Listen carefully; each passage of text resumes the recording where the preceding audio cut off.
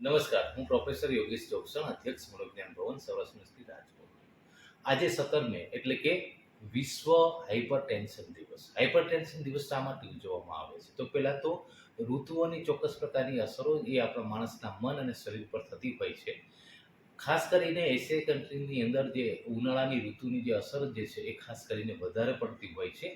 અને એમાંય ખાસ કરીને મેં જે સર્વે કર્યો છે, સર્વેની અંદર ખાસ એ તારણ જોવા મળ્યું છે કે પારિવારિક બાબતો જે છે એ વ્યક્તિની અંદર અથવા તો પારિવારિક એડજસ્ટમેન્ટ જેને આપણે કહીએ છીએ એ વ્યક્તિની અંદર એ વધારે પડતું હાઇપરટેન્શન એ ઊભું કરતું હોય છે. સાથે વ્યક્તિની મનોવ્યથા અને એની મહત્વાકાંક્ષા આ બંને બાબતો પણ અસર કરતી હોય છે.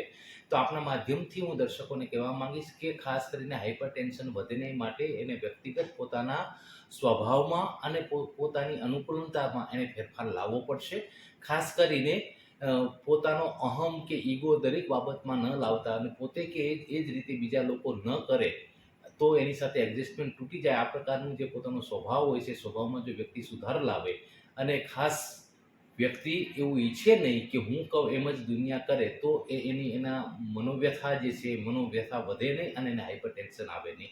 એટલે શારીરિક સાથે માનસિક બાબતોની પણ તકેદારી રાખવી જોઈએ છે. હાઇપરટેન્શનની સીધી બે અસર જે ભયંકર અસર થાય છે એ છે કે એક છે એ વ્યક્તિની અંદર બ્રેન સ્ટ્રોક આવે છે અને બીજું જે છે એ વ્યક્તિની અંદર હાર્ટ એટેક લાવવાનું પ્રમાણ એ વધારી દે છે.